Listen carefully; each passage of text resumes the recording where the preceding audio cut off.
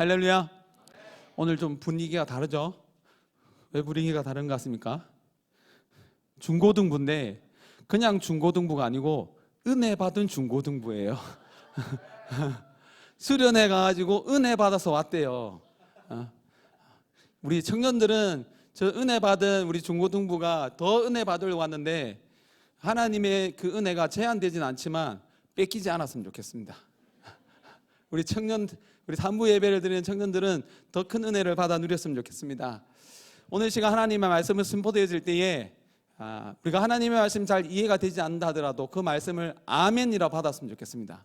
그리고 심지어 그 말씀대로 되면 내가 불리하고 또한 손해를 보는 것 같고 고난을 당하는 것처럼 보인다 할지라도 하나님의 말씀에 대해서는 우리는 아멘 해야 돼요. 아멘 되십니까? 아멘 되십니까? 네.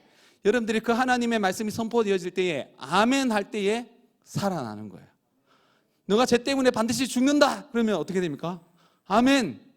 그렇지만 하나님의 말씀이 그게 끝나는 게 아니고 죽는 자는, 그러나 믿음 안에서 죽는 자는 부활한다는 것이 하나님의 약속입니다. 오늘 말씀 중에 여러분들이 성경책을 가지고 있으면 오늘 단락의 성경책의 제목을 한번 보십시오. 뭐라고 되어 있습니까? 성경책에 있는 분들은 아실 텐데 중풍병자를 고치시다 라고 되어 있어요. 그죠? 근데 오늘 내용을 자세히 보면 중풍병자를 고치는 이 내용은 우리한테 우리의 능력 밖의 일이기 때문에 눈에 확 들어오고 그것이 기억이 남지만 이 내용, 오늘 본문 내용의 주된 내용은 내 죄가 사하셨다라고 선포하시는 예수님이에요. 이 본문의 제목이 중풍병자를 고쳤다는 게 중요한 것이 아니라 제목은 그 단락의 주된 내용을 말하는 경우가 많잖아요. 오늘 본문의 내용은 예수님께서 그 중풍병자를 향해서 내 죄가 사하셨노라 라고 선포하는 거예요. 그 관점을 가지고 오늘 말씀을 보겠습니다. 17절 말씀에 하루는 가르치실 때에, 오늘 말씀의 시작도 말씀을 가르치는 것이 주된 목적을 가지고 시작하고 있습니다. 그죠? 말씀을 가르치는데 각 마을과 유대와 예루살렘에서 온 사람들을 얘기하는데 더 많은 사람들이 있었겠지만 꼭 집어서 얘기하는 사람이 누구냐면 온 바리새인들, 율법 교사들이 앉았는데, 바리새인들은 각 마을에서 보통 바리새인들은 돈을 많이 번 사람이기 때문에 회당을 가지고 있어요. 회당을 가지고 있고 그 회당을 자기가 번 돈을 가지고 하나님의 말씀을 가르치는 곳, 하나님 또 가까이 성전에 가서 예배할 수 없기 때문에 각 마을에 회당을 많이 지어서 말씀을 들을 수 있는 곳을 지었던 사람들입니다. 근데 이 사람들이 예수님 앞에 온 이유는 뒤에 보면 병을 고치는 주의 능력이 예수와 함께 하더라, 이 능력을 보기 위해서 온 듯하게 보이지만 이 사람들은 어떤 사람입니까? 그 시대의 말씀 사역자예요. 말씀 사역자가 그곳에 앉아서 무슨 일을 하고 있냐면 예수님이 병을 잘 고치나 안 고치나 그걸 보고 있는 게 아니라 예수님께서 병을 고치시면서 가르치시는 하나님의 말씀이 바른가 틀린가를 판별하고 있는 거예요. 오늘 본문의 내용은 병 고치는 게 중요한 것이 아니라 제사함의 선포가 핵심이라고 했습니다. 그것을 보면 이 바리새인들과 율법 교사들은 예수님께서 병도 고치는데 병을 고치면서 하나님의 말씀을 선포하는데 그 말씀을 올바로 선포하고 있는지 아닌지를 살펴보는 거예요. 그런데 한 중풍병자가 가까이 가려고 하는데 막고 있습니다. 많은 사람들이 막고 있습니다. 막고 있는데 이 사람들이 특히 예수의 발 앞에 그 중풍병에 걸린 사람을 그 발 앞에, 이거는 발 앞에라고 해서 가까이라기보다는 그 가까이 가서 예수님께서 하시는 말씀을 직접 듣고 싶어 했다는 것이 핵심이에요. 앞절에 보면, 본문 말씀 앞절에 보면 예수님께서 나병 들린 사람을 고쳐줍니다. 나병 사람을 고쳐줬는데 그 사람한테 얘기합니다. 가서 아무한테도 말하지 말고 성전에 가서 제사장에게 말하고 병이 나은 것을 확인하고 집으로 돌아가라 했어요. 아무 말 하지 말고 돌아가라 그랬는데 어떤 일이 일어났습니까? 이게 병이 나았으면 얼마나 기쁘겠습니까? 병이 나와서 동네방네 얘기하고 다녔더니 마을로 가서 말씀을 선포하지 못하니까 병이 나왔다는 얘기 듣고 많은 사람들이 예수님께로 나옵니다. 그래서 나오는데 중풍병에 걸린 사람은 꼭 그 발 앞에 가지 아니하여도 고칠 수 있어요. 왜냐하면 예수님께서 예수님에게 병에 걸린 사람 나온 사람을 하나도 빠짐없이 다 고쳐주셨어요. 그래서 꼭 멀리 있다 하더라도, 그 가까이 나가지 않는다 하더라도, 예수님의 말씀을 자세히 듣지 못하여도 옆에서 뒤에서 기다리고 있으면 그 중풍병에 걸린 것을 고침을 받을 수 있어요. 근데 굳이 예수님께서 말씀하시는 그 바로 앞에 가고자 했던 것은 분명 중풍병이 낫는 것뿐만 아니라 예수님께서 무슨 말씀을 하시나, 어떤 하나님의 말씀을 하시나, 그것이 듣고 싶었던 것이고, 그것을 듣게 하기 위하여 그 가까이 나아간 거예요. 그래서 예수님께서 그 중풍병자의 믿음을 보셨잖아요. 믿음을 봤습니다. 병 고치는 능력이 있다는 것을 믿었으면 그 믿음을 보고 병이 나았느니라고 말해야 될 것인데, 어떤 말을 먼저 합니까? 이 사람아, 내 제사함을 받았느니라, 제사함을 받았느니라, 그 말을 먼저 선포해요. 그렇다면 이 중풍병자는 병이 나을 것을 믿는 것은 너무나 당연하고, 그것보다 더 근원적인, 우리를 괴롭히고 우리를 힘들게 하고 단순히 나뿐만 아니라 우리 사회를 힘들게 하는 그 죄의 문제를 해결하시는 분이 예수님이라는 것을 믿었고, 그 죄의 선포를 듣기 위하여 그 가까이 나아간 거예요. 여러분들 이 자리에 뭐 때문에 왔습니까? 오늘 여러분들이 예배를 왜 드리는 겁니까? 하나님의 백성이기 때문에, 또한 예배를 드려야 되기 때문에, 또한 여기서 중고등부 학생들처럼 은혜를 받기 위하여, 그죠? 여러분, 은혜 받아서 뭐 하고 싶으세요? 은혜 받은 사람은 뭐가 달라질 것 같아요? 은혜 받으면 우리 중고등부 학생들 공부를 갑자기 잘하시게 되나요? 은혜 받았으니까 공부해야지. 우리 은혜 받은 우리 중고등부 어때요? 수련회 갔다 와서 은혜를 받았어. 그래, 이제 은혜를 받았으니까 공부를 열심히 하면 되겠구나. 그러면 공부를 잘하게 되겠구나. 우리 또 직장에 다니는 사람 은혜 받아서 직장 가면 일의 능력이 확 올라가지고 막 한번 보면 착착착 일이 착착착 됩니까? 은혜를 왜 받으려고 합니까? 이미 여러분들은 은혜를 받았기 때문에 이 자리에 있는 거예요. 중고등부 학생들 이번에 수련회 가서 은혜를 받았는데, 사실은 여러분들의 삶 속에 은혜는 항상 있었어요. 우리의 삶 속에 항상 은혜가 있어요. 하나님 은혜가 넘칩니다. 그런데 우리 마음속에 있는 죄 때문에 그 은혜를 보지 못하는 거예요. 은혜는 이미 있어요. 예수님이 그 시대에 이미 있었어요. 이미 하나님의 말씀이 계속해서 선포되어졌어요. 계속해서 하나님의 말씀이 선포되어지고, 예수님께서 우리 죄를 위하여 죽으시기 위하여 이 땅에 오셨고, 또한 죄와 싸워 이길 수 있는 능력을 계속 보여주십니다. 온 세상에 창조주라는 것도 보여주십니다. 중풍병자도 고치시는 것을 보여주십니다. 그러나 단순히 이것만을 가르쳐 주는 것이 아니라 예수님에게는 죄를 사하는 권세가 있다, 그것을 보여주시는 것이 예수님께서 이 땅에 오신 주된 목적이에요.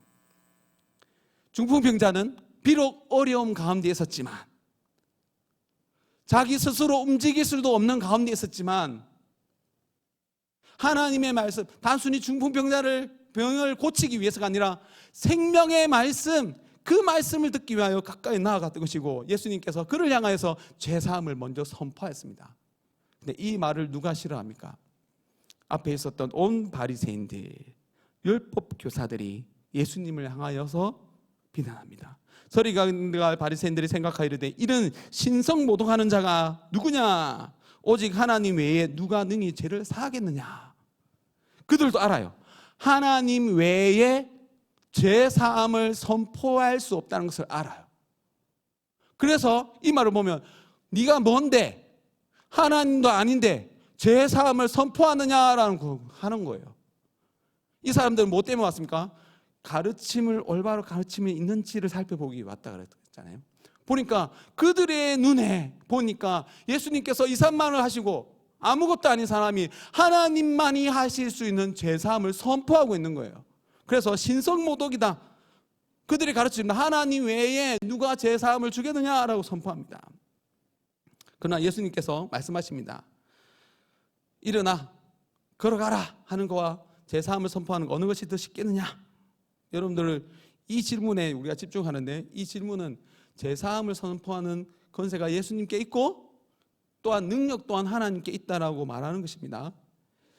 예수님께 이 일을 하신 이유는 단순히 병을 고쳐줄 수도 있지만 이 사람의 믿음을 드러내고 또한 그 믿음대로 죄를 선포함으로 우리에게 죄사함이 주어졌다는 것을 알려주기 위해서, 그리고 예수님이 곧 하나님이시라는 것을 가르쳐주기 위해서 이 말을 선포하신 것입니다. 유대사회에서 죄사함이 어디에서 선포되어지겠습니까? 이때는 눈에 보이는 성전이 있던 곳이에요. 성전이 있고 그 성전에서 예배를 드릴 때에 또한 제사함의 선포를 받기 위해서는 어떻게 해야 됩니까? 양과 소와 염소를 가지고 와서 성전에서 그 소를 잡고 양을 잡고 피를 흘리고 제사장이 그 피를 온전히 드리고 나왔을 때에 그 제사장이 무사히 나오면 제사함을 선포합니다. 성전에서 제사함이 선포되어져야 되는데 지금 어디에서 누가 선포하고 있습니까? 성전이 아닌 곳에서 예수님께서, 제사장이, 그 시대의 제사장이 아닌 예수님께서 성전이 아닌 곳에서 제사함을 선포하고 있습니다. 이것은 놀라운 말인데요, 심판의 메시지가 들려 있어요. 지금 눈에 보이는 이 성전은 가짜 성전이다. 가짜 성전이 되어버렸다. 분명 한때는 하나님께 예배하고 하나님 앞에 예배하면 제사함을 받을 수 있는 성전이었지만 그곳에 잘못된 바리새인들, 율법교사들, 대제사장들, 서기관들이 있으면서 잘못된 말씀을 선포하고 있기 때문에 그곳에 가면 제사함을 받을 수 없다. 이제 누구에게 가야 된다? 예수께로 가야 제사함을 받을 수 있다라고 선포하는 것입니다. 지금 여러분들은 여러분들의 믿음의 크기가 다를 수 있지만 제사함이 선포되어지는 교회로 왔습니다. 이곳에서 여러분들이 찬양했던 것처럼 우리가 예수 그리스도를 의지하면 우리는 이곳에서 하나님의 임재를 경험하게 됩니다. 죄의 삭은 무엇입니까? 사망입니다. 성경에서 말하는 죄를 배워야 되고 성경에서 말하는 사망을 배워야 됩니다. 죄는 무엇입니까? 여러분들 죄인입니까? 죄인이지 않습니까? 왜 죄인입니까? 하나님 앞에서 죄인인 거예요. 세상 법적으로는 여러분들 죄인이 아니기 때문에 여러분들이 이렇게 다닐 수 있는 거예요. 이 세상에 살 때에 이 세상에 법이 있는데 그 법에 접촉이 되면 죄인이면 잡아갑니다. 그러나 여러분들이 죄인이라고 얘기하는 것은 하나님 앞에, 하나님 말씀 앞에 우리는 죄인이에요. 죄의 삭은 사망입니다. 그런데 여러분들을 죄인이라 그랬는데 어떻게 이곳에 나올 수 있었습니까? 예수 그리스도의 은혜로 인하여. 은혜로 인하여 그런데 이곳에 나올 수 있고 하나님의 말씀을 들을 수 있게 되었습니다. 우리가 하나님 앞에서 죄인이고 또한 그 죄의 삭은 사망이라고 그랬습니다. 성경에서 말하는 사망은 어떤 의미가 강할까요? 여러분들이 기본적으로 교회를 안 다닌다 하더라도 사망하면 어떤 생각을 가집니까? 죽은 거, 육신의 생명이 끊어진 것을 얘기합니다. 그런데 성경에서 사망을 얘기할 때 어떤 것을 사망으로 얘기하냐면 하나님과의 관계가 끊어지면 사망했다고 얘기합니다. 죽었다라고 얘기합니다. 겉으로는 살아있는 것처럼 보이지만 성경에서는 살았다라고 얘기하고, 겉으로 살아있는 것 같지만 죽었다라고 얘기하고, 죽은 것 같은데 살았다고 얘기합니다. 그 이유가 무엇입니까? 성경적인 관점에서, 관계적인 면에서 하나님과 소통하는 사람, 하나님의 말씀에 반응하는 사람은 살았다 얘기합니다. 여러분, 살아있는 사람입니까? 죽은 사람입니까? 여러분, 살아난 사람이에요. 그렇기 때문에 예배 시간에 이곳에 하나님께 예배하는 시간입니다 라고 여러분들이 듣고 알고 있으니까 그 말씀에 반응해서 이곳에 나왔잖아요. 여러분들이 그렇게 반응했다는 그 자체가 하나님 앞에서 살아있다는 거예요. 예수님께서 나사로를 살리실 때에 나사로가 우리가 보기엔 죽었다, 사람들은 다 죽었다고 얘기합니다. 예수님께서 뭐라고 얘기합니까? 나오너라 하니까 어떻게 됩니까? 벌떡이려서 나오잖아요. 나사로가 살았습니까? 죽었습니까? 살았어요. 하나님과의 관계가 회복되어지기 때문에 겉으로는 죽은 듯 하지만 살아있는 영이기 때문에 예수님께서, 하나님께서 나오라 하니까 나오는 거예요. 여러분들 부활했습니까? 부활하지 않았습니까? 이 질문 어렵죠, 그죠? 부활했습니까? 부활하지 않았습니까?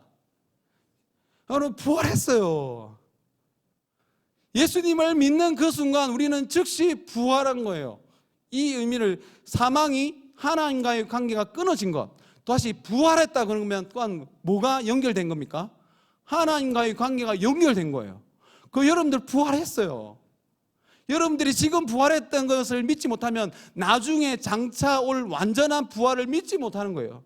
지금 우리는 맨날 매주 예배를 드리면서, 말씀을 들으면서 말씀이 이해되어지고 말씀이 은혜가 되고 말씀이 좋구나, 말씀대로 살아야 되구나, 그것을 계속 깨달음으로 여러분들이 계속 부활해 가고 있는 거예요. 제가 이런 얘기 했죠. 우리는 죽었고 죽어가고 있고 죽을 거예요. 그죠?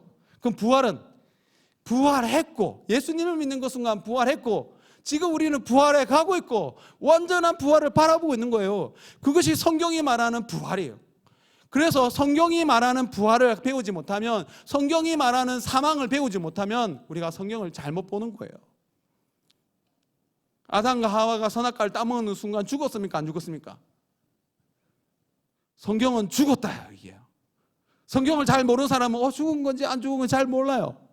죽었기 때문에, 하나님과의 관계가 끊어졌기 때문에, 하나님께서 동산 안에 딱 왔으면 어떻게 합니까? 관계가 연결되어 있다면, 예수님, 하나님께서 그 동산, 에덴 동산에 오셨어요. 하나님 오셨어요. 하나님 오셨어요. 근데 왜 못 나갔습니까? 관계가 끊어졌기 때문에. 여기 우리 아들도 있는데, 우리 집사람도 있습니다. 관계가 끊어지면 얼굴 보는 게 좋을까요? 안 좋을까요? 죽은 거예요. 죽을 것 같아. 아니, 죽을 것 같아요. 이미 죽었어요. 근데 관계가 좋으면 어떻게 됩니까? 저 멀리 있어도 여러분들은 하나님 앞에 살아있는 사람이 되어야 돼요. 그리고 살아난 자랑서 알아야 돼요. 우리 사도신경을 고백합니다. 사도신경, 우리 찬호 형제 시작. 예. 사도신경이 하나님, 예수님, 성령님에 대해서 고백합니다. 이것을 좀 짧은 말로 하면 삼위일체를 믿는다고 그래요. 여러분들이 잘 알고 있는 삼위일체라는 그 개념이 약간 성경적 표현이 아닐 수 있어요. 전능하신 하나님을 믿어요. 창조하셨다는 것을 믿어요. 그러면 그 앞부분만 뗀 거 생각하면 예수님이 굳이 올 필요가 없잖아요. 전능하다는 것만 생각하면. 근데 예수님은 그 전능을 어떻게 쓰냐면 우리를 살리는데, 우리를 창조하는데 그 전능을 사용하십니다. 죄 사함을 하기 위하여 사용하십니다. 그래서 우리가 앞에서 전능하신 하나님, 창조주 하나님을 고백한 동시에 예수님을 고백하는데, 그 예수님이 우리 죄를 사해 주시기 위해서 이 땅에 오셨고 십자가 위에서 죽으시고 부활하시고 하나님 보좌 우편에 앉아 계시다고 고백해요. 제3, 하나님의 그 전능을, 하나님이 우리의 생각대로 그 전능을 사용하는 것이 아니라 하나님의 뜻 안에서, 거룩하신 뜻 안에서 그 전능을 사용해서 우리에게 죄사함을 허락해 주셨어요. 그 죄사함을 인하여 그 다음에 성령을 고백합니다. 죄사함의 사역을 다 이루시고 예수님께서 하늘 보좌에 오르신 후에 우리를 위하여 성령님을 보내주십니다. 나는 성령을 믿으며 거룩한 공교회와 성도의 교제를 믿습니다. 성령님께서 우리 가운데 오셨을 때에 우리가 교회라는 것을 깨닫게 해주시고 우리 안에 성도의 교제, 하나님과의 교제, 서로와의 교제를 완전히 이루셔서 우리를 통해서 계속해서 죄사함의 역사가 일어나는 거예요. 그래서 죄 용서받는 것을 믿고 우리 몸이 부활할 것, 또한 영생할 것을 믿는다라고 고백합니다. 예수님 앞에 나온 자는 죄사함의 선포를 듣게 되고 그 말씀에 아멘으로 하답하는 자는 죄사함을 경험하고 부활의 능력으로 살아나게 될 줄 믿습니다. 여러분들, 지금 여러분들 제가 이름을 아는 친구들도 있고 모르는 친구들도 있는데 저는 우리의 관계가 더 돈독해졌으면 좋겠습니다. 관계라 그랬잖아요. 관계가 회복되어지면 여러분들이 아무 말 안 해도 앉아만 있어도 저는 기뻐요. 반대로 여러분들의 관계가 서로 관계가 좋으면 아무 말 하지 않아도 좋지 않아요? 우리는 이 3부 예배 드리는 우리 특별히 청년들, 특히 또 조별로 관계가 정말 하나가 되었으면 좋겠어요.